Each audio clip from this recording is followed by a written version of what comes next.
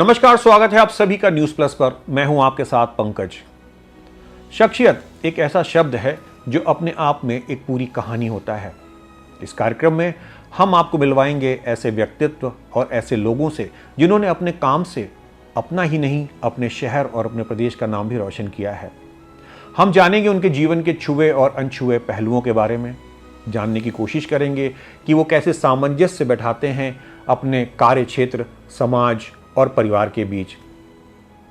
हम जानने की कोशिश करेंगे कि वो कौन सी ऐसी खूबियां हैं जो उन्हें बनाती है आम से खास। आइए आपका परिचय करवाता हूं इस कार्यक्रम में। सबसे पहले कानपुर शहर की गोविंद नगर विधानसभा सीट से 2 बार के लगातार विधायक श्री सुरेंद्र मैथानी जी का। मैथानी जी, आपका बहुत बहुत स्वागत है हमारे कार्यक्रम शख्सियत में। बहुत बहुत स्वागत आपका भी, धन्यवाद। सभी पूरी टीम का। मैथानी जी, यूँ तो आपका विधायक होने के नाते कई बार इंटरव्यू हुआ होगा, लेकिन इस बार ये जो हम इंटरव्यू कर रहे हैं थोड़ा सा अलग होने वाला है। इस इंटरव्यू में हम ये जानने की कोशिश करेंगे कि एक्चुअल में सुरेंद्र मैथानी जी हैं कौन। इस परिप्रेक्ष्य में सबसे पहला प्रश्न आपसे ये पूछना चाहूँगा, जहाँ तक मेरे पास इनपुट है, आप उत्तराखंड के पौड़ी गढ़वाल से बिलोंग करते हैं। आपके फोरफादर शायद वहीं के थे, तो आपका वहाँ का क्या इतिहास है और कानपुर कैसे आना हुआ? हाँ, देखिए, वैसे तो मैं बेसिकली पौड़ी है, वहाँ पौड़ी ज़िले में खंडा एक ब्लॉक है जी। तो खंडा में फरा खेतु गांव है मेरा। और वहाँ से हमारे फादर जब 7 साल की उम्र के थे, चूँकि वहाँ व्यवस्थाओं में काफ़ी शिक्षा नहीं थी, स्वास्थ्य नहीं था, तो वो शिक्षा वगैरह के लिए कानपुर आ गए थे। हमारे ताऊ जी पहले यहाँ पर काम भी करते थे, तो फादर हमारे 7 साल की उम्र में आने के बाद, ताऊ जी के पास कुछ समय रहने के बाद, फिर दीनदयाल विद्यालय नवाबगंज में है, उसके बगल में बाई जी के क्वार्टर्स हैं जी। उनमें उनको एक क्वार्टर हमारे ताऊ जी के कारण से अलॉट हो गया था। फिर जो उनके मेरे पास आज आई कार्ड है, उसमें हलीम मुस्लिम का एक कार्ड है, उनका आइडेंटिटी कार्ड, एक आइडेंटिटी कार्ड उनका एसडी कॉलेज का है, एक आइडेंटिटी कार्ड उनका डीएवी कॉलेज का है। तो इन्होंने इन तीनों विद्यालयों में अपनी शिक्षा को पूर्ण किया और उसके बाद लगातार यहीं कानपुर में रहते हुए उनका लगभग, जो वो बताते थे, 1955 के आसपास जी उनका कानपुर में आगमन हुआ था। और फिर हम लोग कानपुर में ही रह करके फिर उनकी शादी हुई। शादी के बाद फिर माताजी भी हमारी यहीं, और हम सब लोग भी फिर यहीं से अपना जीवन यहीं अपना। तो मतलब आपके पिताजी जब गढ़वाल से यहाँ शिफ्ट हुए तो उन्होंने अपना प्रोफेशन यहीं पे कानपुर में एस्टैब्लिश किया। ताऊ जी आपके पहले से यहाँ? ताऊ जी हमारे उससे पहले से। राइट। तो यानी आपकी जन्मस्थली जो है वो कानपुर शहर है। पिताजी क्या करते थे, कौन सा व्यवसाय था? फादर हमारे नौकरी में थे उस समय, तो नौकरी आराम से मिल जाती थी, मिल जाया करती थी। पहले वो पोस्ट ऑफिस में हुए, जैसा वो बताते थे। फिर उन्होंने पोस्ट ऑफिस छोड़ी और फिर ईएसआई में एक एलडीसी होता है जी, तो लोअर बाबू, मतलब बहुत छोटा सा वो होता है, उस पर उन्होंने उसको ज्वाइन किया और ज्वाइन करके फिर शास्त्री नगर में उन्होंने एक लेबर कॉलोनी ली। अच्छा। और लेबर कॉलोनी में उस समय लेबर कॉलोनी सेंट्रल गवर्नमेंट के लोगों को भी अलॉट होती थी, तो उनको फिर वो अलॉट हुई और उसको लेकर के फिर हम लोग लेबर कॉलोनी के एक कमरे में हम 4 भाई बहन जी अपना जीवन का 42 वर्ष मैंने शास्त्री नगर की लेबर कॉलोनी में व्यतीत किया। और बड़े वहाँ के अनुभव अजीब प्रकार के, जैसे अभावों वाले रहते हैं कि पेयजल के लिए माताजी कहती थी आज तो शिक्षा सर्वोपरि है जी। उस समय माताजी कहती थी कि हम लोग स्कूल जाते थे, हरसाए वगैरह में पढ़ता था, कहते थे बैग रख दो, बस्ता रख दो। पहले हैंड पंप से, ऊपर का हमारी कॉलोनी थी, हैंड पंप से 2 बाल्टी पानी चढ़ाओ तब स्कूल जाओ। मतलब पेयजल की इतना महत्व की खाना कैसे बनेगा, कैसे पूरा दिन गुजरेगा, बड़ी वो। इसलिए मैं जब विधायक बना तो मैंने पेयजल में अपनी विधानसभा में एक बाढ़ सी ला दी जी। कोई भी कह दे कि पेयजल की आपूर्ति में कहीं कठिनाई है तो तुरंत मैं समरसेबिल लगा देता हूँ। और 500 से ज़्यादा समरसेबिल मैंने अपनी विधानसभा में इसीलिए लगाए कि वो बचपन का वो मुझे समय याद है, किसी और बच्चे का बैग उसके घर वाले स्कूल जाने के लिए न रुकवाएं, उसको विद्यालय जाने दें, पानी भरने की मुसीबत उसके आगे न रहे। जैसा आपने बताया कि बचपन में समस्याएं काफ़ी आपको देखनी पड़ी, खासकर पेयजल की समस्या का जैसा आपने जिक्र किया। इसके अलावा आपकी एजुकेशन शुरू हुई, फिर आपका बचपन और युवा बनने तक का सफ़र वो कैसा रहा? और उसके बाद फादर की चूँकि सेंट्रल गवर्नमेंट थे तो उनकी ट्रांसफ़र होता था जी। तो ट्रांसफ़र में उनको एक बार सजनवा भी जाना पड़ा। गोरखपुर से 11 किलोमीटर पहले सजनवा है। तो सजनवा में हम लोग करीब मैं 4 वर्ष सजनवा में मस्करा इंटर कॉलेज है वहाँ रहा, वहाँ पढ़ा, और 2 वर्ष मुरारी इंटर कॉलेज सजनवा थाने के ठीक सामने है वहाँ पढ़ा। उसके बाद फिर ट्रांसफ़र होकर के 6 वर्ष के बाद फादर कानपुर आ गए। तो वहाँ पर राप्ती नदी है, घासाण गांव है लगा हुआ, सजनवा में मस्करा इंटर कॉलेज से लगा हुआ। तो वहाँ पर राप्ती के तट पर छठी मैया का पूजन होता था। कि जैसा गांव जैसा देश वैसा भेष, तो हम सब लोग भी छठी मैया का पूजन करते थे।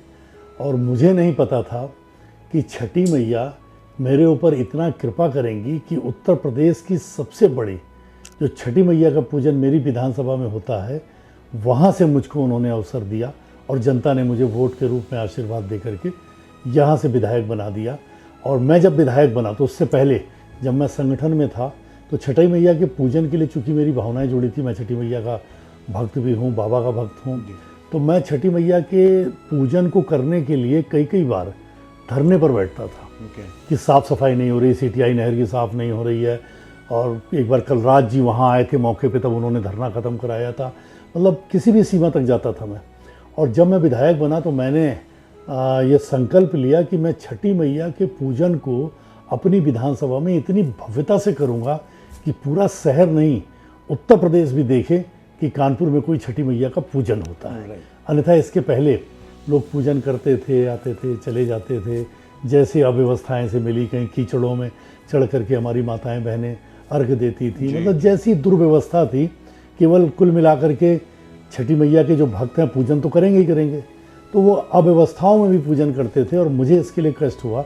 इसलिए मैं 6 महीने पहले से ही छठी मैया के पूजन के लिए पूरी तैयारी करता हूँ। इस बार भी मैंने छठी मैया के लिए, मुझे खुशी है कि मुख्यमंत्री जी ने मुझे छठी मैया के घाट बनाने के लिए काफ़ी पैसा भी दिया है।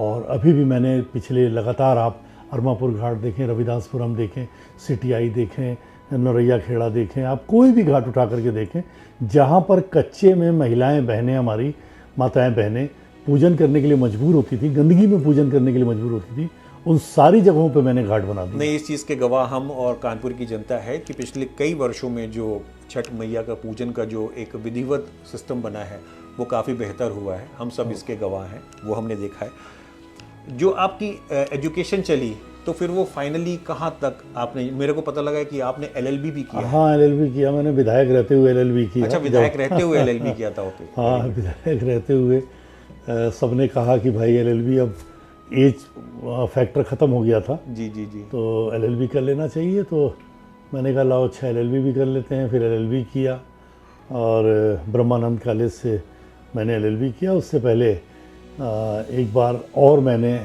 92-93 की बात होगी, एलएलबी का मैंने भरा था जी, फॉर्म वगैरह भरा था।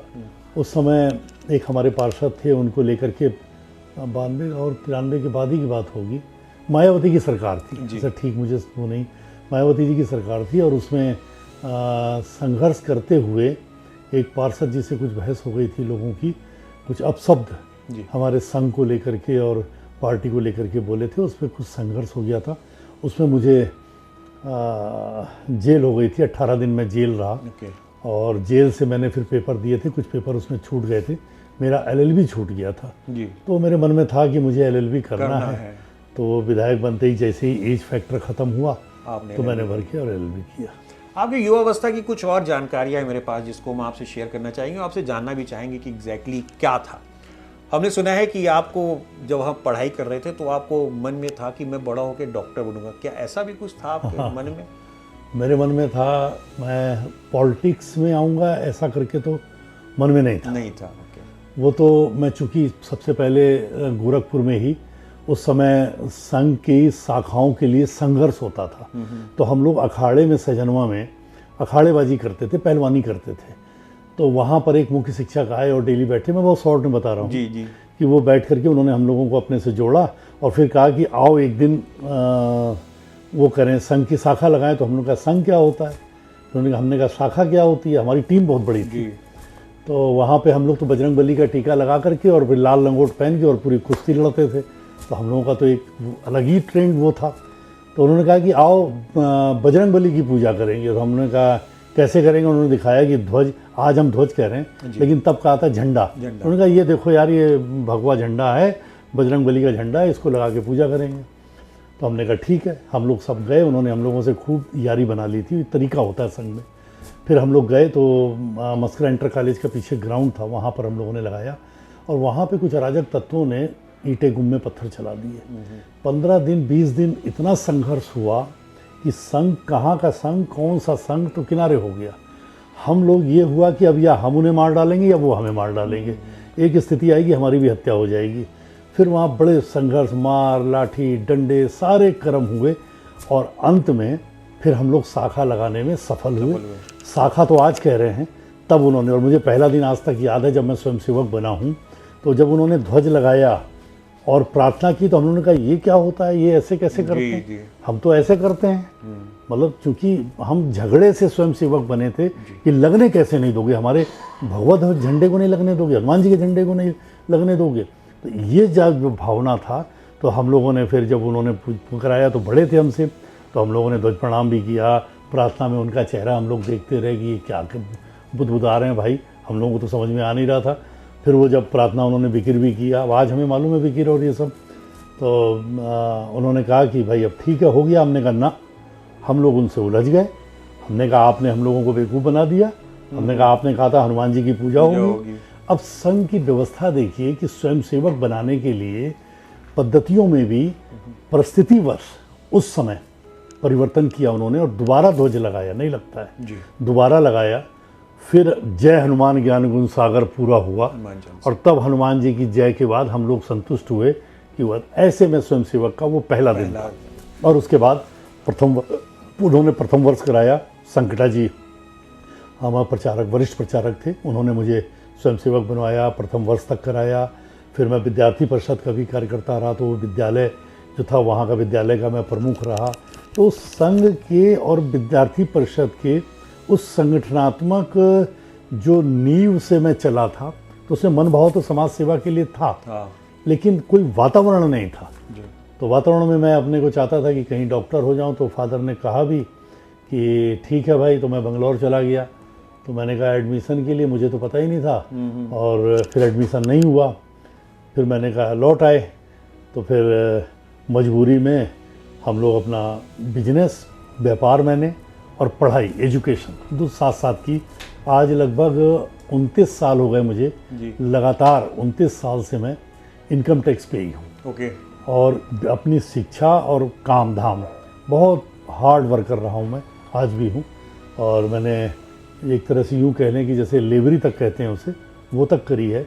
और दुकान से ही पूरा काम करके, बहुत हार्ड वर्क, कई बार बदल बदल के नहीं। वो अभी आपके जो जीवन का जो वो चक्र है उसके विषय में भी बात करेंगे, जब आपका एक छोटी सी दुकान से आपने अपना करियर स्टार्ट किया और फिर आज यहाँ तक आप आए। तो नो डाउट वो एक लोगों के लिए एक इंस्पिरेशन है, एक आदर्श है, हुआ नवयुवकों को जानने के लिए एक प्रेरणा की कहानी भी होगी वो उनके लिए, कि कैसे संघर्ष करके, मेहनत करके आदमी अपने मुकाम को पाता है और कंप्लीट करता है।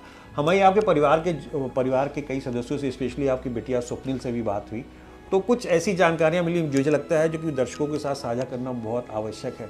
आपको एक्टिंग का भी शौक था शायद युवावस्था में, और एक हमारे फिल्म स्टार है मिथुन चक्रवर्ती साहब, आप उनके बहुत ज़बरदस्त फैन हुआ करते थे, और कहीं ना कहीं हेयर स्टाइल भी आप उनकी जैसी रखा करते थे, क्या ये सही है? मेरे बहुत बड़े बड़े बाल थे, आज तो साफ हो गए हैं जी। बहुत बड़े बड़े बाल थे, कंगी अंगी हम लोग बिल्कुल मौजे में घुसेड़ के रखते थे जी। चूँकि खुद कमाते थे तो उसी समय मोटरसाइकिल जावा वगैरह ले ली थी जी जी जी। तो बिल्कुल उस पर रहना। फिर मैं एक बार पूना जा रहा था, तो पेंटल और असरानी जी जी, इन दोनों का इंस्टीट्यूट चलता है वहाँ। अच्छा। जो ट्रेनिंग सेंटर है जी जी, एक्टिंग सेंटर, तो उसमें उस समय वो मुझसे 65,000 मांग रहे थे। 65,000, ये बात है 90 मैंने भाजपा ज्वाइन ही की थी, ऐसे ही हंसी उससे ज्वाइन की थी, बल्कि 89 की ही बात होगी। ओके कि मैंने वहाँ पे फिर ज्वाइन करने के लिए फॉर्म वॉर्म भरा उनका, तो पेंट उनके यहाँ भरा था मैंने, असरानी के इंस्टीट्यूट में जी जी।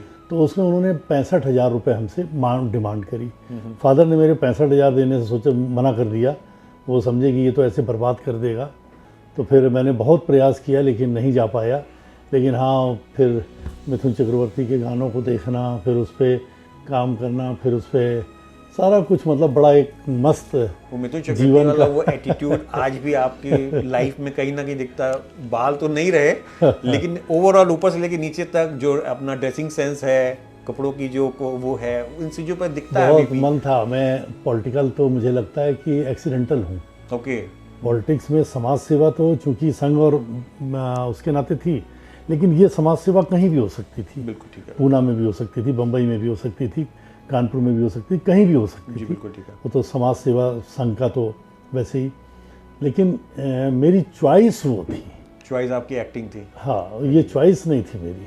लेकिन पता नहीं कब कैसे सिस्टम ने मुझे भाजपा ज्वाइन की। मैं लगते लगते कहीं सरला जी को चुनाव लड़ाया, कहीं किसी को, हर विधायक, हर सांसद, हर सभासद, हर मेयर, मेरे को मतलब ही नहीं होता था कि वो मुझे पहचान रहा है कि नहीं पहचान रहा है।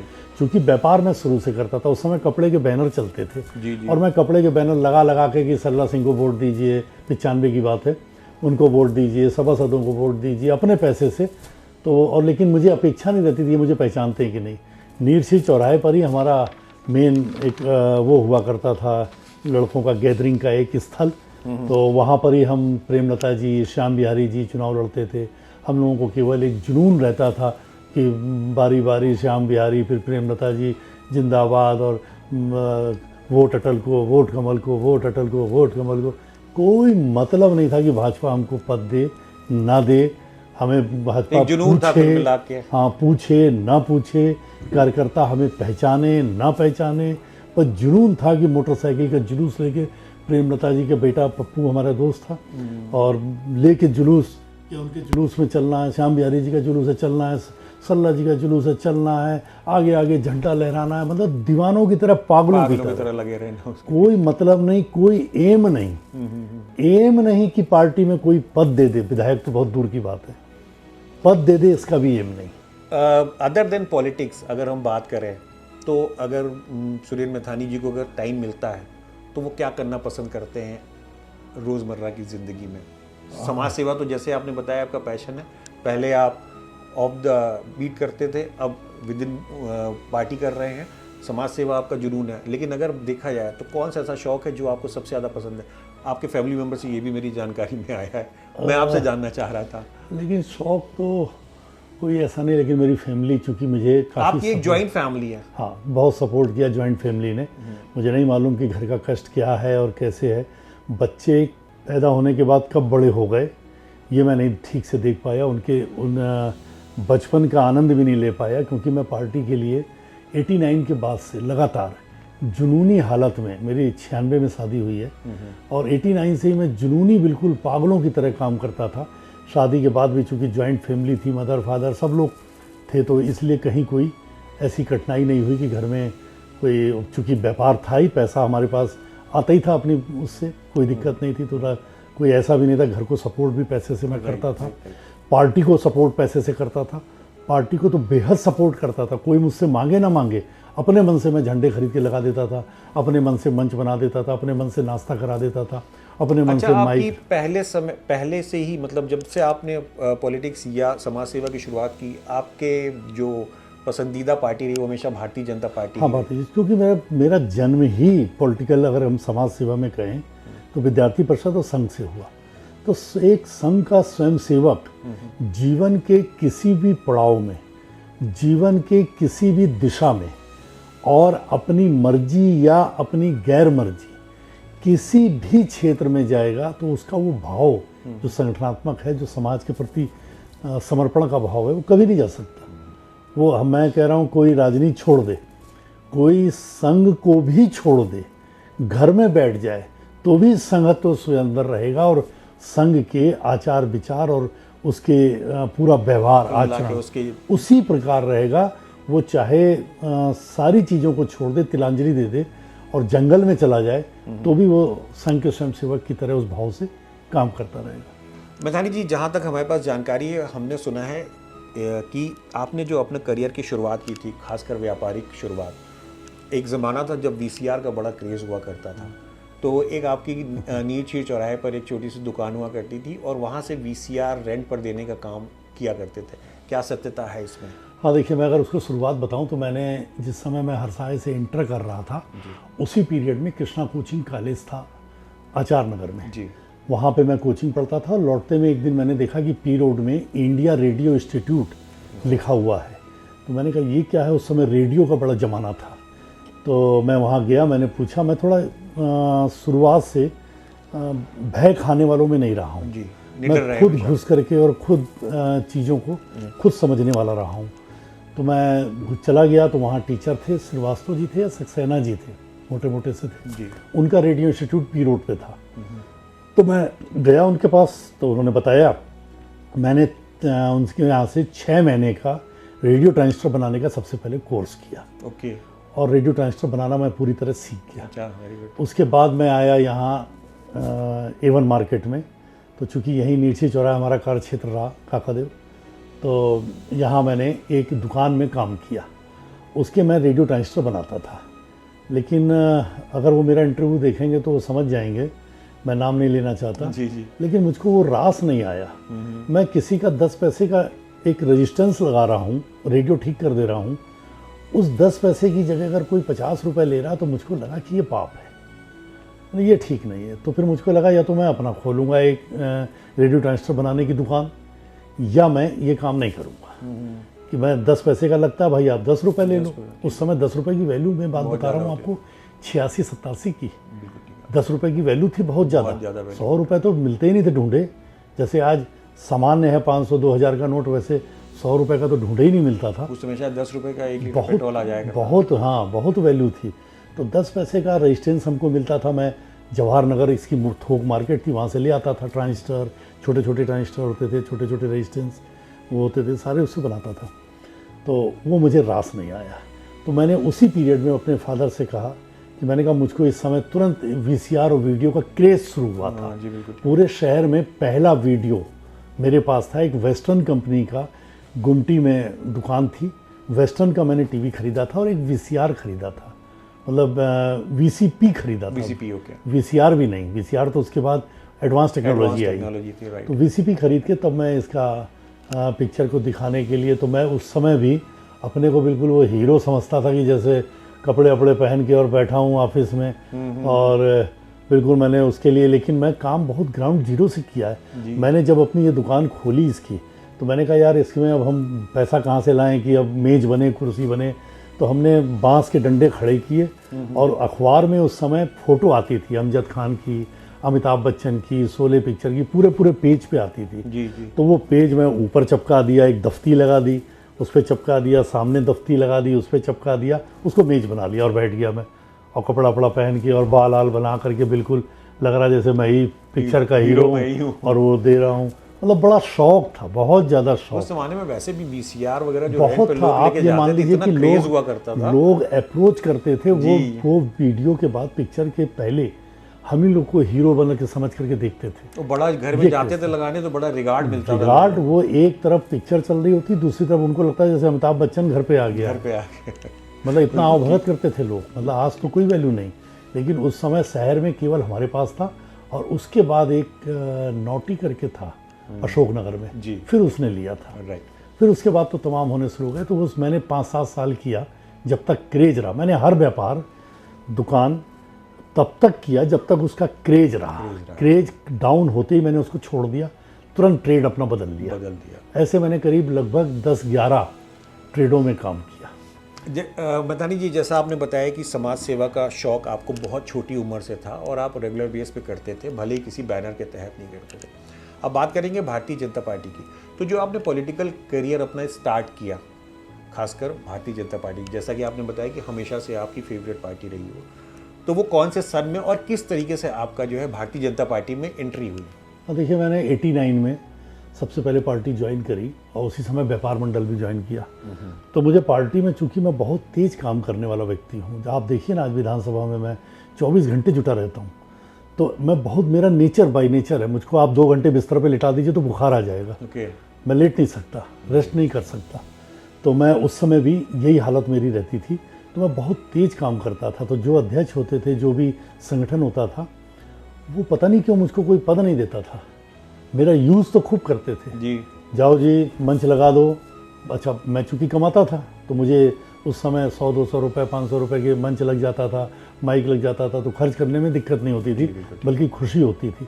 पता लगा मैंने मंच लगा दिया, माइक लगा दिया, झंडे बांध दिए, लड़के लेकर के मंच पे बैठ गए, पूरी टीम लेके बैठ गए। हमारे नेता है, मान लीजिए श्याम बिहारी जी और प्रेमलता जी, दो ही आते थे जी बिल्कुल। और फिर सरला जी आती थी।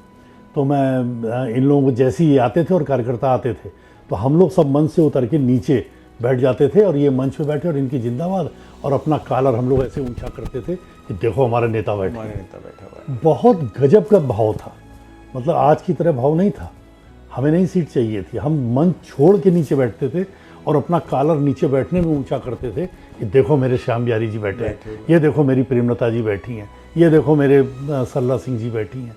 मतलब अपने नेताओं को मंच पे बैठा देख के फूल के हम लोग कुप्पा हो जाते थे, गर्व महसूस करते थे आप। मतलब इतना हालत थी। और इस तरह काम करते करते अध्यक्ष कोई सूचना दे ना दे, तुरंत कोई कार्यक्रम हुआ पहुंच गए। अध्यक्ष ने कहा भाई आज फला प्रदर्शन है, लेके झंडा गाड़ी मोटरसाइकिलों से लड़कों को लेकर के पहुंच गए, ना बुलाए। मतलब ये भी नहीं कि जब हम गए आए तो हमको देख लें, भाई हम बड़े लड़के लेके आए, ना देखो। हमारा मन भरता था। श्याम बिहारी जी से आपका बड़ा इमोशनल अटैचमेंट रहा है। श्याम बिहारी से रहा मेरा, क्योंकि श्याम बिहारी जी ने व्यापार मंडल में उस समय जब बीजेपी में मुझको कोई पद नहीं देता था जी, तो मेरे पास चूंकि काम करने की तो ललक थी, मैं करूं क्या। बिल्कुल ठीक है। तो व्यापार मंडल में काम मिल जाता था, कभी बीजेपी में कभी व्यापार मंडल में। मेरा जो मन था वो पूरा होता था।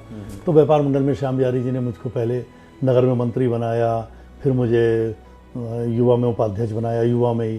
फिर बनते बनते आज तो खैर मैं प्रदेश में वरिष्ठ उपाध्यक्ष के नाते और व्यापारी राजनीति तो मैंने बहुत संघर्ष किया है। मैंने कोई बंदी होती थी तो बंदी का संयोजक मुझे बनाया जाता था और गाड़ी लेके पूरे शहर में मैं घूमता था। और पूरा शहर, इसीलिए मुझे शहर की गली गली का नॉलेज मेरे अध्यक्ष बनने के पहले था।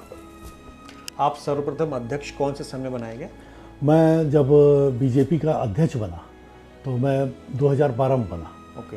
मैं 2001 के आसपास से 2000 से लगातार, पहले मैं जिला कार्य समिति सदस्य रहा, फिर मैं जिले में मंत्री रहा, पूरे महानगर का, या उत्तर दक्षिण नहीं, पूरे महानगर का मंत्री रहा।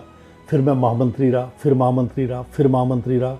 फिर अध्यक्ष के नाते एक संयोजक शब्द होता है, महानगर एक कर दिया गया था, संयोजक रहा, फिर अध्यक्ष रहा, फिर अध्यक्ष रहा, फिर विधायक हुआ, फिर विधायक हुआ। मतलब पीछे मुड़ के नहीं देखा। जिस दिन मैं जिला कार्य समिति का सदस्य बना तो लगातार, मतलब अध्यक्ष बनने के समय तो मेरी ये हालत है, मैं 2007 में अध्यक्ष बनना चाहता था। मैंने प्रदेश में कहा कि एक बार मैं अपना विजन दिखाना चाहता हूँ कि मैं पार्टी के लिए कर क्या सकता हूँ। बिल्कुल ठीक। मुझको एक बार अवसर दीजिए अध्यक्ष बनाने का, नहीं दिया। 9 में मैंने कहा तो नहीं दिया। 2012 में मैंने पता किया तो हुआ कि दोनों महानगर एक हो रहा है। तो मैंने अपनी हैसियत नहीं मानी कि भाई उत्तर का तो मैं अध्यक्ष मांग रहा हूँ, उत्तर दक्षिण एक हो जाए तो मेरा जैसा हैसियत में है ही नहीं। तो मैंने पूछा लखनऊ कि किनका नाम चल रहा है, तो 2 बहुत बड़े बड़े नाम बता दिए। तो मैंने कहा कहाँ राजा भोज, कहाँ गंगू तेली। मैंने कहा मुझे क्या बनाएंगे ये अध्यक्ष। मैंने नई गाड़ी ली थी सफारी, तो मैं उसको लेकर के और 4 धाम यात्रा पे निकल गया। आप विश्वास मानिएगा, मैं केदारनाथ दर्शन करके निकला था, 11 बजे का समय था, बद्रीनाथ जा रहा था। केदारनाथ दर्शन करके निकला तो एक फ़ोन आया मेरे पास, मुझे कहा गया कि क्षेत्र का मंत्री बना दिया। जब उस समय क्षेत्र में 1 मंत्री होते थे। ओके। तो मैंने कहा नहीं भाई साहब, मंत्री ना बनाइए, मुझे जब बनाइएगा उत्तर जिले का अध्यक्ष बना दीजिएगा। मेरे मुंह में जवान इतनी भी नहीं थी कि मुझे महानगर का अध्यक्ष बना दें। मेरी हैसियत नहीं थी, मेरे पास शब्द नहीं थे उत्तर क्षेत्र कि आप केवल उत्तर का बना दीजिए। मतलब मैं अपने को कैपेबल नहीं मानता था। राइट। मतलब इस प्रकार के हम लोग कार्यकर्ता रहे। तो मैं वहाँ से निकला तो फिर मैं समझ गया कुछ ना कुछ घटनाक्रम हो रहा है।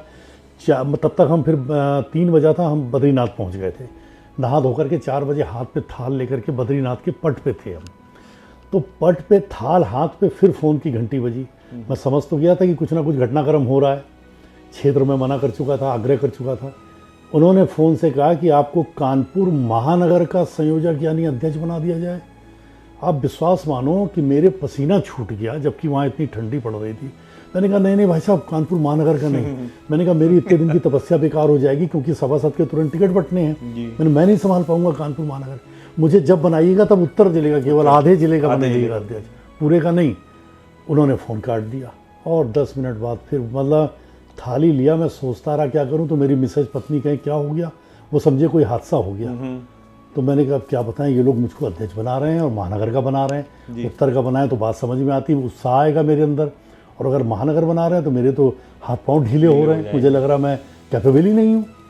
तो मैं तब तक वो फ़ोन आया कि आपको कानपुर महानगर का अध्यक्ष यानी संयोजक बना दिया गया। आप विश्वास मानिए कि बद्रीनाथ जो लोग गए होंगे, दाहिने हाथ पे लक्ष्मी जी का मंदिर है, उसके बाहर तख्त, अक्सर तख्त रहता है। मैंने थाल वहीं रख दिया, किसका बद्रीनाथ, कहाँ का बद्रीनाथ, पसीने छूट गए। मैं फ़ोन मिलाता रहा, भाई साहब नहीं, भाई साहब नहीं, मुझे नहीं बनाओ, नहीं बनाओ, फ़ोन ही नहीं उठाया, घोषणा कर दी उन्होंने। मतलब पहली बार बद्रीनाथ मंदिर के बेमन से दर्शन किए मैंने कहा भगवान, और मन आपका इसी में लगा रहा, मन लगा रहा है ना बनाओ मुझे, ना बनाओ। और मैं अंदर गया तो मैंने कहा भगवान अब मेरी बेइज्जती हो गई। मैंने कानपुर में कार्य समिति से लेके महामंत्री 3 बार रहते हुए 9 साल इतनी मेहनत करी है, सब बेकार हो जाएगी, इन्होंने मुझे अध्यक्ष बना दिया। मुश्किल हो गया तो तब, लेकिन फिर आए, ईश्वर की कृपा थी, कार्यकर्ताओं का साथ था, और किसी तरह फिर ये जब चलाया तो धूम के चला कि आज भी लोग याद करते हैं कि कार्यकर्ताओं के साथ मिल करके और नेताओं को सम्मान दे के अपनी कुर्सी छोड़ के मैंने सबको, सारे ही लोगों को एकजुट करके पार्टी को विपरीत परिस्थितियों में, जब सपा सरकार थी उस परिस्थितियों में पार्टी में लीड किया।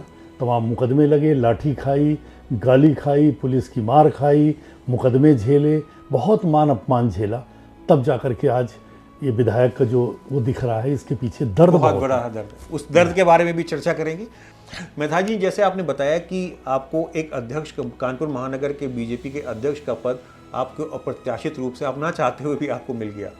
जब ये पद मिल गया, उसके बाद से आपका जो पॉलिटिकल सफ़र शुरू हुआ, उसमें क्या चैलेंजेस आए, किस तरीके की समस्याएं आई, या आपने उसको बहुत एंजॉय किया? नहीं, एंजॉय नहीं कर पाया मैं, बहुत चैलेंजेस आए। शुरुआत में तो कोई भी लीडर, सीनियर लीडर, खास सीनियर लीडर सपोर्ट करने के लिए तैयार नहीं थे। मैं भी डरा हुआ था, मतलब मेरे ही अंदर अगर उत्साह होता तो भी मैं सोचता कि चलो ठीक है। मैं भी डरा था कि मेरी तो बेइज्जती हो रही है, मैं महानगर का अध्यक्ष बना दिया गया।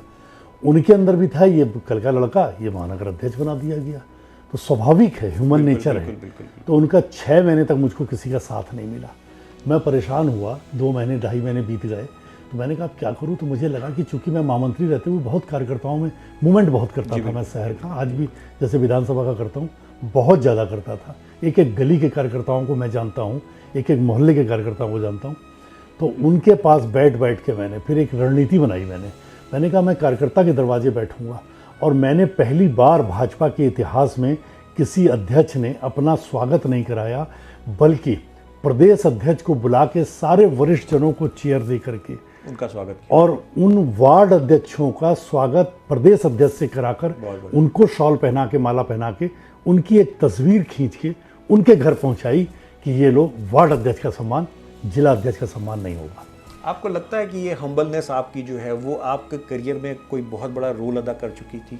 हाँ, ये हमारे कर चुकी इसलिए भी कि हमारे विज़न जो मेरे पास है, उस विज़न को प्रयोग करने के लिए जब पार्टी ने मुझे अध्यक्ष बना के हथियार दे दिया, तो मैं उस पर पूरा प्रयोग कार्यकर्ताओं के सहयोग से करने लगा, टीम बना के करने लगा। और टीम इतनी नहीं, आप ये मानिए कि मेरे पास 49 गांव थे, तमाम गांवों में मैं रात्रि प्रवास कराया, तमाम जगह में, कोई ऐसा मोहल्ला नहीं था, तमाम जिन कार्यकर्ताओं को मैं भगवान से डर के कह रहा हूँ, चाहे क्षेत्र स्तर पे हो, चाहे जिला स्तर पे हो, बहुत सारे कार्यकर्ता जिनका निर्माण किया है या मैंने उनको आगे बढ़ाया है, आज वही सारे लोग बैठे हैं और बहुत सम्मान देते हैं।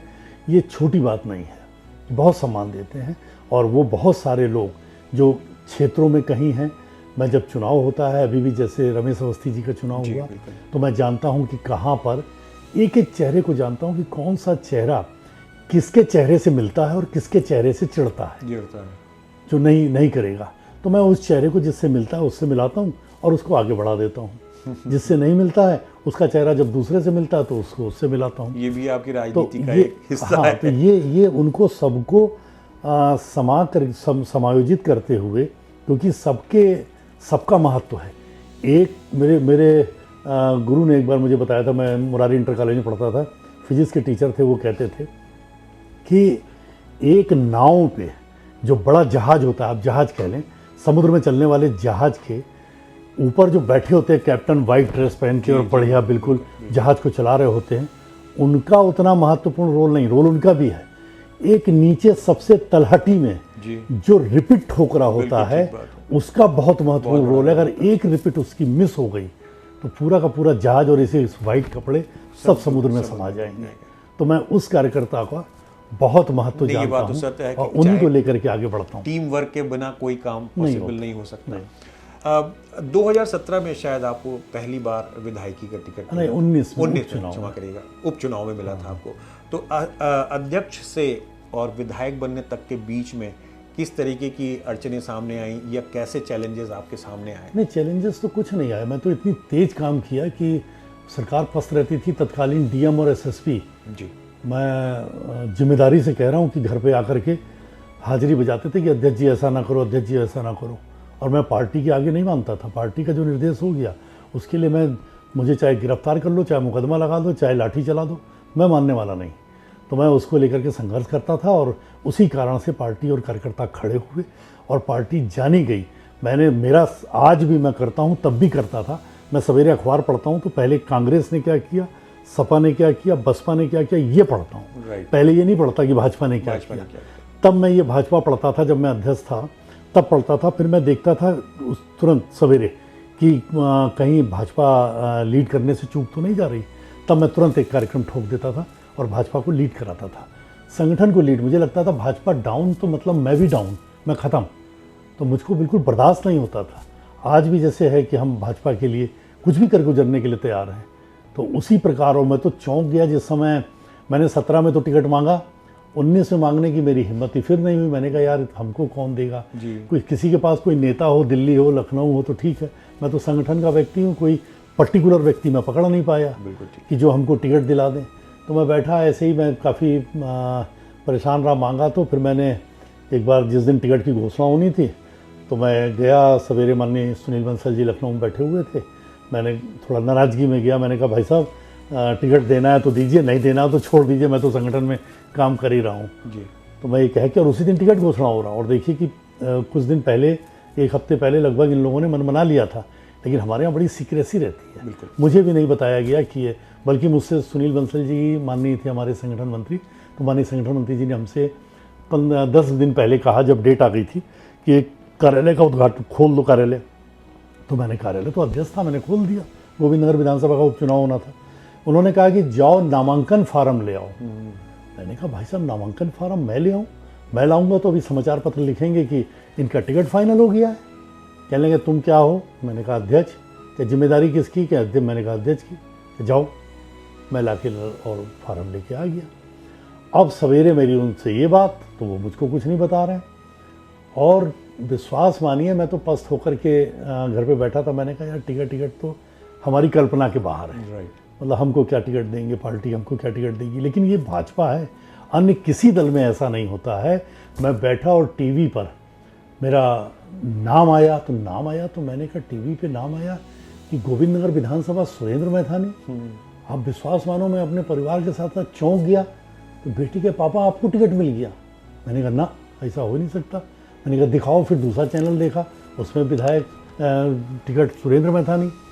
मुझे फिर भी विश्वास नहीं कि मुझे टिकट दे दिया। मैंने दिल्ली फ़ोन मिला दिया। दिल्ली फ़ोन मिलाया तो वहाँ से कहा अरे बधाई हो आपको टिकट। तब मुझे विश्वास 8-10-12 मिनट बाद ये विश्वास हुआ कि टिकट मुझे मिला। ऑफिशियल इन्फॉर्मेशन आपके पास नहीं है, पहले मीडिया के पास पहले आ गई। वहाँ से जारी हो गया था ना भाई, जारी हमारा पार्लियामेंट्री बोर्ड करता है। तो पार्लियामेंट्री बोर्ड डिसिप्लिन है पार्टी का। हाँ, पार्लियामेंट्री बोर्ड प्रेस करके, आयोजित करके और प्रत्याशी घोषित करते हैं। तो वो प्रक्रिया है। तो उस प्रक्रिया में जब तक वो हमको दें तब तक तो उससे पहले चूंकि प्रेस कर चुके हैं, सूचना आ जाती है। ऐसे करके मुझको टिकट मिला। और टिकट मिला तो उफ, कार्यकर्ताओं को, मुझे लगा कि मैंने 30 साल कार्यकर्ताओं के लिए जिया, पार्टी के लिए जिया। मुझे नहीं पता, मैं तो खाली जीप पे चढ़ गया। लोगों ने कंधों पर 2-2 किलोमीटर मुझको लाद लिया और हालत मेरी ये हो गई कि मैं जीप पे चढ़ा और सर्टिफिकेट के बाद लोगों ने उतारा। मुझे नहीं पता लोगों ने कोई गाड़ी दे रहा है, कोई पेट्रोल दे रहा है, कोई डीजल दे रहा है, कोई भोजन दे रहा है, क्या व्यवस्था। फूटी कौड़ी मेरी घर से नहीं लगी और कार्यकर्ताओं ने चुनाव लड़ डाला। वही लगभग मेरे चुनाव में होता है। और इसीलिए कि मैं चूँकि स्वयं कार्यकर्तापन से, कार्यकर्ता भाव से ही बढ़ा हूँ और कार्यकर्ता के दर्द को जानता हूँ। इसलिए मैं कार्यकर्ता से तब भी ऐसे ही था, आज भी ऐसा ही हूँ और भविष्य में भी हटने वाला इसलिए नहीं कि 30 साल ब्लड में आ गया है वो भाव। तो जो ब्लड में आ गया भाव वो कार्यकर्ता के साथ ही रहने वाला है, वो तो अलग होने वाला नहीं है। अब इस उम्र में बदला भी नहीं जा सकता। तो मैं बहुत आभार हूँ कार्यकर्ता। 2019 में आप जब विधायक बने उस समय ज़्यादा चैलेंजेस या ज़्यादा अपॉर्चुनिटी आपको दिखी, या जब अध्यक्ष आप बने थे तब आपको ज़्यादा बेहतर अपॉर्चुनिटी दिखी थी?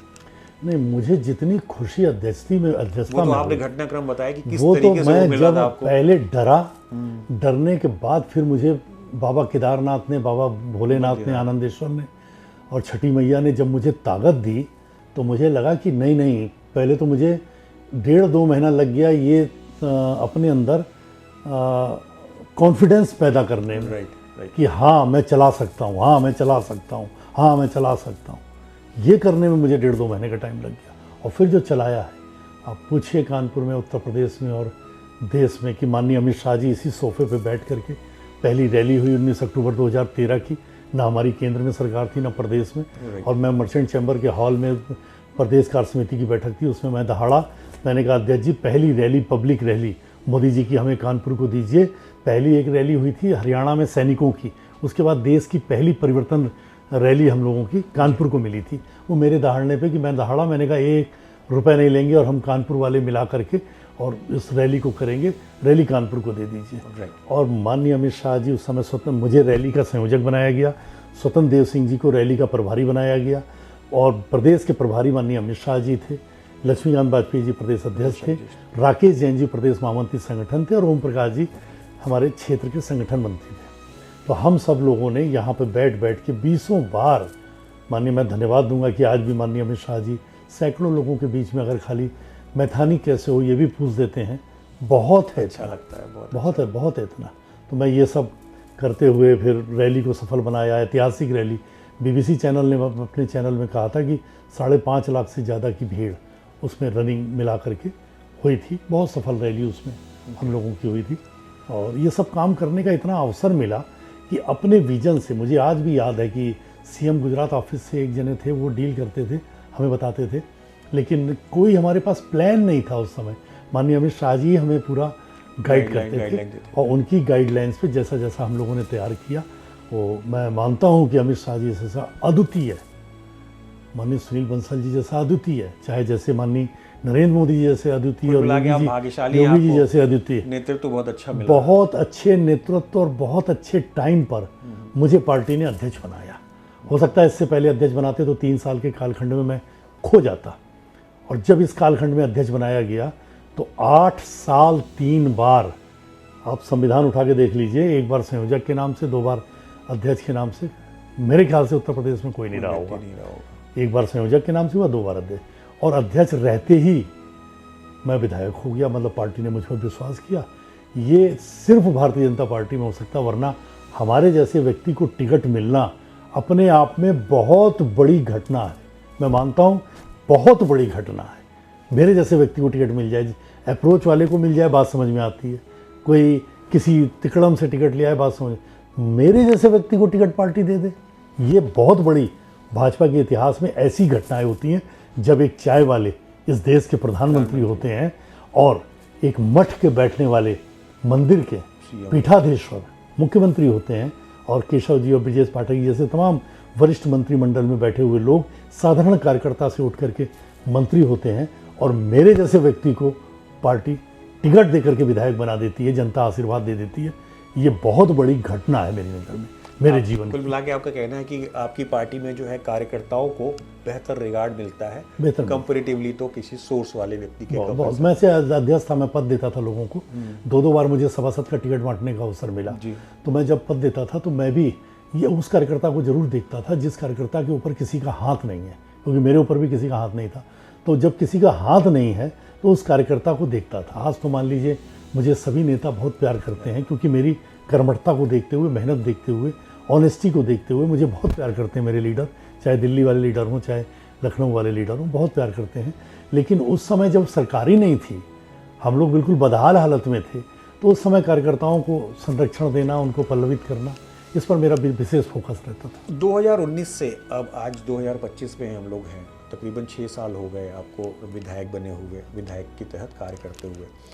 कानपुर के लिए क्या ऐसी योजनाएं थी जो कि इम्प्लीमेंट हुई हैं विगत दिनों में, और कौन सा ऐसा विज़न लेके चल रहे हैं आप आने वाले समय के लिए? क्या प्लानिंग है आपकी, कुछ डिटेल करेंगे? हाँ देखिए, बहुत बड़ी, पहले तो मैंने बताया कि जैसे मैं अध्यक्ष हुआ तो पहले छठ मैया के पूजन को मैंने अपना टारगेट बना लिया, ध्येय बना लिया कि मुझे छठी मैया का पूजन ऐसा कराना है और इतना स्थल बड़ा बनाना है। आज अरमापुर जाके देख के आइए, तमाम घाटों को देखिए, तो ऐसा बनाना है कि पूरे कानपुर के छठी मैया के भक्तों को मैं बुला करके और शुद्ध गंगा जल में, जो ये हरिद्वार से निकली हुई गंग नहर है सिटियाई वाली, इसके बहते अविरल निर्मल जल में पूजा करा सकूं। ये मेरा एक मेन उद्देश्य था, जिसमें काफ़ी कुछ मुझे सफलता मिल गई को देखने में और मिल रहा है। शेष जो भी और बाकी उसको भी मैं पूरा करूंगा।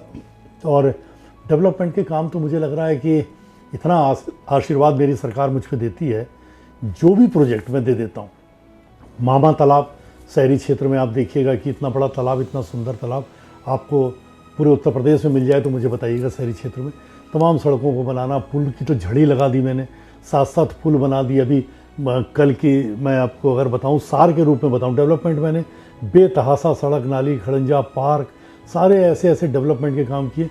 संतुष्टि मुझको जो मिलती है वो, मैं किसी की जान को जो बचा लेता हूँ तो मुझे संतुष्टि मिलती है।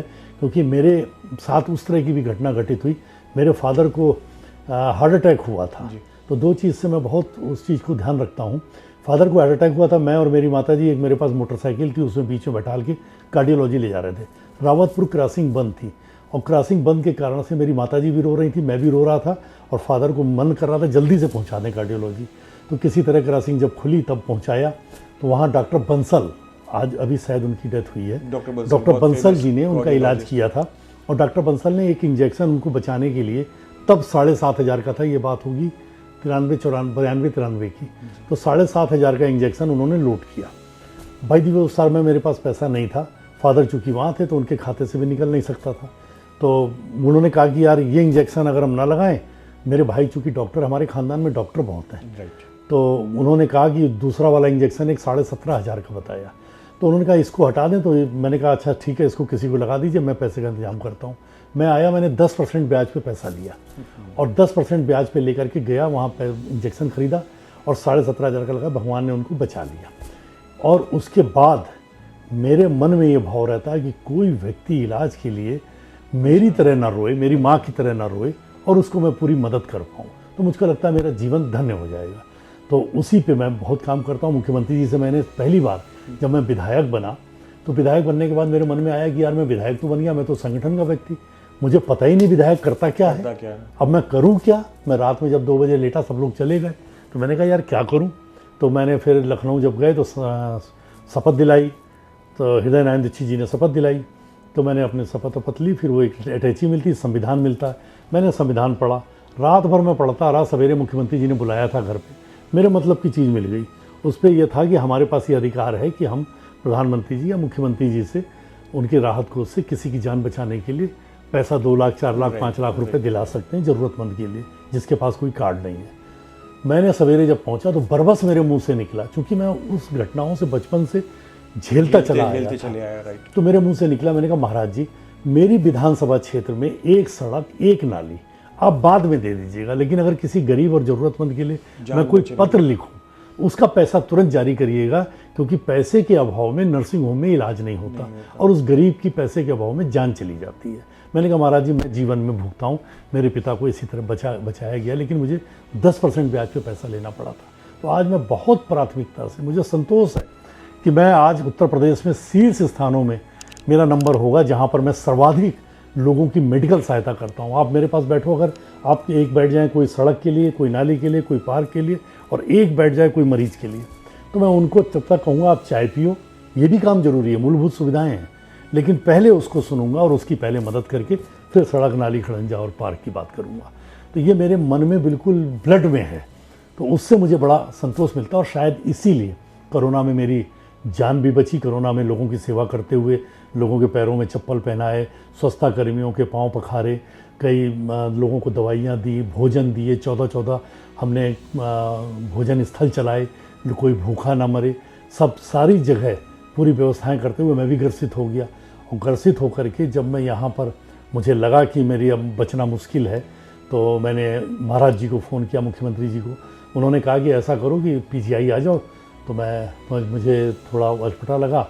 मैं पीजीआई जाके टेस्ट कराने के बाद फिर दिल्ली चला गया। मेरे हालत ये थी कोरोना में कि मेरे सामने टॉवल बिछा रहता था और खून के छींटे आते थे। मैं बोलता था, खांसता था तो खून के छींटे, और शाम तक डॉक्टर को टॉवल इसलिए बदलना पड़ता था कि खून के छींटों से सन जाता था। मुझको बिल्कुल नहीं लगता था वापस मैं आ पाऊँगा। बॉर्डर लाइन पे खड़ा था मैं। लेकिन मुझे लगता है, आज मैं महसूस करता हूँ कि बॉर्डर लाइन पे भी जाने के बाद, इतनी बुरी हालत होने के बाद, एक समय वैसा भी आया जब मैंने डायरी निकाल करके और मिसेस के लिए लिखा कि फला चीज़ फला जगह, फला चीज़ फला जगह, फला चीज़ फला जगह। मुझे लगा कि शायद सवेरे तक मेरी वापसी नहीं होगी, अब शायद मेरा एंड है। लेकिन लोगों की ये दुआएं मेरे जीवन को बचा लाईं और मैं दूसरा जीवन सेवा के लिए पा पाया। इसलिए मैं जब तक जिंदा हूँ तब तक लोगों के लिए मैं मेडिकल की सहायता और लोगों की जान बचाने के लिए अपनी जान दांव पे लगा दूंगा, लेकिन लोगों की जानों को हर हाल में बचाऊंगा। विगत 6 वर्षों में हम आपकी कार्य प्रणाली देखते चले आ रहे हैं, हम और कानपुर के नगरवासी। आने वाले समय के लिए, जैसा कि आपने बताया कि स्वास्थ्य आपकी सबसे बड़ी प्राथमिकता होती है। किसी भी ज़रूरतमंद को अगर स्वास्थ्य से संबंधित कोई आवश्यकता है तो वो आप उसकी सबसे पहले पूर्ति करते हैं।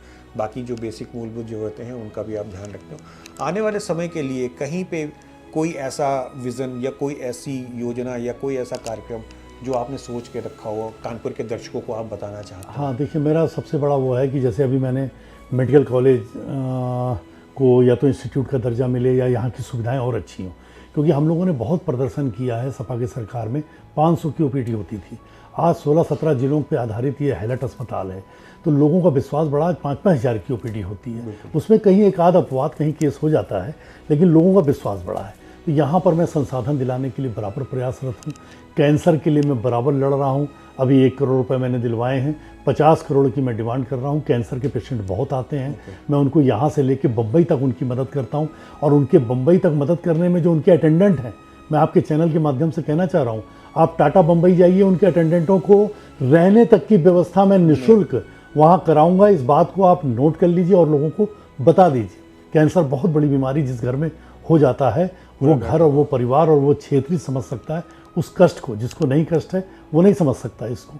तो कैंसर के लिए पूरा काम कर रहा हूँ, चेस्ट के लिए काम कर रहा हूँ, हेल्थ पे बहुत ज़्यादा काम कर रहा हूँ। शिक्षा पे मैं बच्चों के लिए एक स्कूल ऐसा बना रहा हूँ, गोद लिया हुआ प्राथमिक स्वास्थ्य केंद्र, गरीब बच्चियों के लिए जिनके पैर में चप्पल नहीं होती है, मतलब जिनको डीबीटी के माध्यम से मुख्यमंत्री जी पैसा भेजते हैं, उनको मैं एसी रूम में स्मार्ट क्लास में बैठाल के पढ़ा रहा हूँ। आईआईटी के कुछ टीचर से मेरी बात हुई है जो उनको कंप्यूटर सिखाएंगे। और कक्षा 5 तक की बेटी हमारी इतना दक्ष कर दूंगा, उनको मैं ट्रेंड कर दूंगा कंप्यूटर पे कि कक्षा 5 तक, जैसे आज बच्चा पैदा होते ही मोबाइल हाथ पे लेता है, चला लेता है, ऐसे वो कंप्यूटर चला लेंगी। और किसी से भी कम्पिटिटिव खड़े होकर के हमारे उस विद्यालय की गरीब घर की बच्ची, वो भी शिक्षा में इतनी दक्ष होगी। और उस विद्यालय के जो कमरे बना रहा हूँ मैं, एसी रूम बना रहा हूँ, आप उसको किसी भी कानपुर के किसी भी प्राइवेट सेक्टर के क्लासरूम से कम्पिटिटिव कर दीजिए।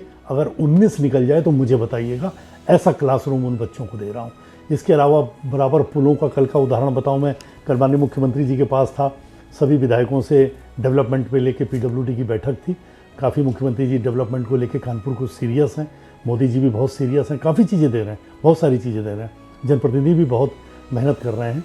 तो उन्होंने जैसे ही गोविंद नगर का नंबर आया, क्योंकि अभी दादानगर समानांतर पुल दिया है, ये मैं लेके आए 2021 से। मैंने, जब मैं कोरोना कालखंड में अस्पताल में था, मेरी 1.5 महीने आवाज़ चली गई थी, तो बोल नहीं पाता था मैं, आवाज़ नहीं आती थी, तो व्हाट्सअप से भी मैं काम करता था। और उसी समय व्हाट्सअप की मेरे पास क्लिपिंग है आज भी, वो भी है, वीडियो भी है, कि पीयूष गोयल जी रेल मंत्री थे और उनसे मैंने स्वीकृति लेकर के 2021 में लगातार मीटिंग करते हुए अस्पताल से, जब मैं एडमिट था, उसके बाद प्रयास करते करते पिछली बार जब मैं विधायक था तब 2023 में पीडब्ल्यूडी मिनिस्टर जितिन प्रसाद जी से इसका उद्घाटन किया था। 2 साल का टारगेट रख लिया था, पूरा हो गया। तो अभी उसका उद्घाटन होना, मैंने उनसे कहा, आप मुख्यमंत्री जी कि आप और प्रधानमंत्री जी इस पुल का उद्घाटन कर दें। अभी मैंने उसको खुलवा दिया जनता के ट्रायल के लिए। तो 7 पुल चूँकि हो गए, बहुत सारा उन्होंने मुझे दिया। पिछली बार में 225 करोड़ के काम, और इस बार में अभी तक, जबकि 3.5 साल हुए हैं, लगभग मैं 400 करोड़ से ज़्यादा के काम अपनी विधानसभा में करवा चुका हूँ, मतलब यूनिक काम करा चुका हूँ। सड़क नाली खड़ंजा तो छोड़िए, और अधिक चीज़ें। और उन्होंने कल सबके सामने कहा, सारे कानपुर मंडल के विधायक बैठे थे, कहते हैं क्यों भाई, गोविंद नगर को तो अब कुछ चाहिए नहीं। अरे मैंने कहा, हाथ जोड़ा, मैंने कहा महाराज जी अभी गोविंद नगर को बहुत कुछ चाहिए, क्योंकि वो इतना दे चुके हैं हमको कि उनको लगता है अब गोविंद नगर पर्याप्त हो गया। लेकिन मैं धन्यवाद दूंगा महाराज जी का कि हम लोगों ने एक पुल, जिसके लिए हमारे सांसद रमेश अवस्थी जी, महेश त्रिवेदी जी विधायक किदवई नगर, मैं गोविंद नगर का विधायक होने के नाते से हम तीनों ने मिलकर प्रयास किया, लगातार प्रयास किया, और उस पुल की 900 करोड़ की स्वीकृति में सहमति मुख्यमंत्री जी से कल मैं करा लाया, जिसमें मुख्यमंत्री जी ने 900 करोड़ रुपए के उस पुल की सहमति दी है। और 2 पुल में लगातार लगा था, मैं पिछली बार विधायक था तब से प्रयास कर रहा था कि दादा एक पनकी पड़ाव का पुल बाई पनकी क्रॉसिंग के ऊपर, रेलवे क्रॉसिंग, हाँ, तो वो उन्होंने टी शेप में एक उसमें सहमति दे दी। वो है लगभग 300 करोड़ के आसपास, और 180 करोड़ के आसपास ये जो हम विजयनगर से एक बाईपास तक, पनकी पड़ाव बाईपास तक एक मार्ग बना रहे हैं, इसको चौड़ाकरण कर रहे हैं जो रक्षा संस्थानों के बीच में है। तो उसको मैं चाहता हूं कि मैं स्वस्थ प्रतिस्पर्धा करना चाहता हूं कि कोई जाजमऊ से एंट्री करे या कानपुर में मेरी विधानसभा से एंट्री करे, तो उसको लगे यार चलो थोड़ा 10-12 किलोमीटर हाईवे से चलते हैं और चलो मैथानी जी की विधानसभा से चल करके कानपुर में प्रवेश करें। ऐसा सुंदर मैं उसको देना चाहता हूं। उसके लिए समानांतर पुल दादानगर की तरह एक मुझे और चाहिए था। मैं धन्यवाद दूंगा योगी जी आपको कि उन्होंने मुझे फिर से एक पुल और दे दिया, यानी 3 पुल और दे दिए।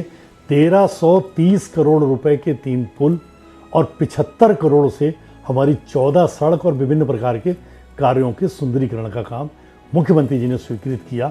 वो ये देखते हैं, मुझे लगता है कि जितना मैं बार बार, मेरी इस बात से वो बहुत, शायद मुझे लगता है ऐसा कि प्रभावित रहते हैं कि मैं जब कहता हूँ कि मुझे किसी की जान बचाने के लिए महाराज जी जल्दी पैसा जारी कर दीजिए, तो इससे वो उनको भी दिखता होगा कि कोई व्यक्ति कि क्या मांग रहा है, ये मांग क्या रहा, अपने लिए नहीं मांग रहा, ये नहीं कह रहा मेरे भतीजे को ठेका दे दीजिए, ये नहीं कह रहा है मेरे भाई को ठेका दे दीजिए, ये नहीं कह रहा है कि ये ठेका पट्टा दे दीजिए। ये कह क्या रहा है, ये कह रहा है कि एक गरीब को, एक ज़रूरतमंद को उसकी जान बचाने के लिए पैसा दे दीजिए। वो जो आप एक बचपन से जो सेवा भाव आपके अंदर भरा हुआ है वो अभी तक कंटिन्यू है, और वो चीज़ सामने वाला व्यक्ति भी महसूस समझता है। इसलिए मुझे लगता है कि मैं जो भी प्रस्ताव, थैंक गॉड, बाबा का और छठी मैया का मैं आभार व्यक्त करूंगा, उनकी कृपा से, उनके आशीर्वाद से, जनता के वोट के आशीर्वाद से, जो भी प्रस्ताव मैं अपनी विधानसभा का देता हूं, मुझे भरोसा है कि एक भी प्रस्ताव मेरा फेल नहीं होता, एक पर भी असहमति नहीं होती।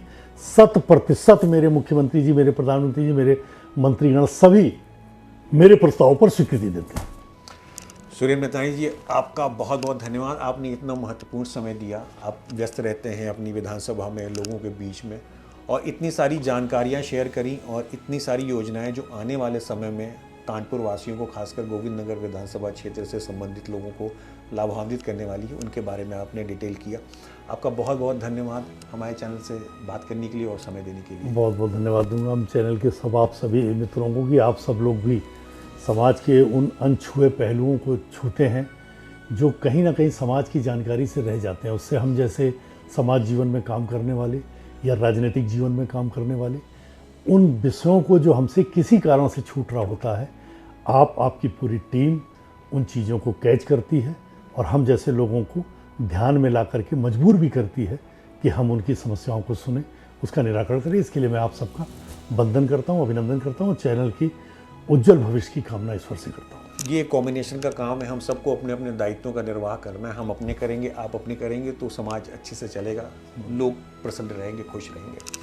तो आप थे विधायक सुरेंद्र मैथानी जी, जिनसे हमने लंबी बातचीत की, जिन्होंने बताया अपने जीवन के सफ़र के बारे में, कैसे उन्होंने एक मुफलिसी वाला बचपना काटा, फिर युवावस्था में आने के बाद राजनीति में प्रवेश किया। समाज सेवा का एक जुनून उनके अंदर था जो धीरे धीरे इतना भारी होता गया उनकी पर्सनैलिटी पर कि जिसको वो आज तक छोड़ नहीं पाए। फिर उन्होंने बीजेपी पार्टी ज्वाइन करी और विगत 2 विधानसभा चुनाव से वो गोविंद नगर विधानसभा के विधायक हैं और निरंतर जनता की सेवा कर रहे हैं। आज के इस शख्सियत कार्यक्रम में हमने रूबरू कराया आपको कानपुर की गोविंद नगर विधानसभा सीट के विधायक श्री सुरेंद्र मैथानी जी से। शख्सियत के अगले एपिसोड में किसी नई पर्सनैलिटी के साथ आपसे फिर मुलाकात होगी। तब तक के लिए नमस्कार। आप देखते रहिए न्यूज़ प्लस।